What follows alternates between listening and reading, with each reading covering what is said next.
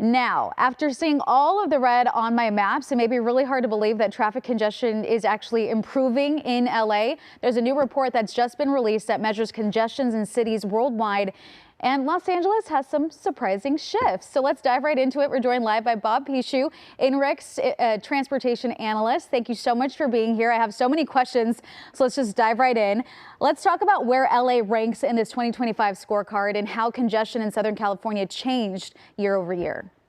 Yeah, so LA ranks fourth in the US for traffic congestion. And the typical driver in LA lost 87 hours to traffic congestion in 2025. Now, there is some good news. It's down 1%. So, I mean, it may feel the same or a little worse, but only 1%. You get a little bit of relief there.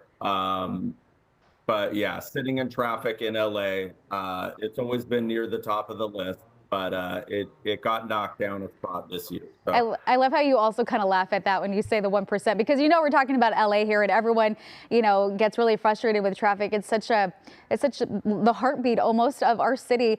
Let's talk about which areas in LA saw the most significant delays, the most increases, some improvements possibly, and what factors could be behind those shifts. Yeah, so we noticed that the worst three corridors in LA for traffic is the US 101 southbound. That one is, hold on.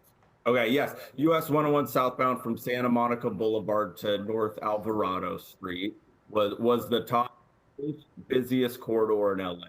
Second is the Pomona Freeway eastbound from South Mendick Avenue to I-605. And the third was I-405 northbound from US 101 to Sherman Way.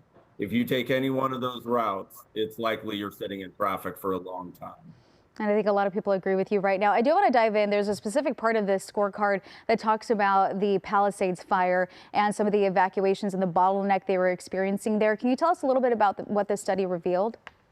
Yeah, so the University of Maryland used INRIX data to analyze the evacuation and everything around the Palisades fire. And what the data itself showed was that due to the winds and the direction of the fire and the evacuation of all the people, it really filtered through a couple of key intersections, and that's on Sunset. And we noticed that basically that intersection had become a bottleneck of sorts, just simply due to the directions of travel. And it was immediately, I mean, you could see these things happen in 15-minute chunks. Just watch it build up as people just flow out of the area.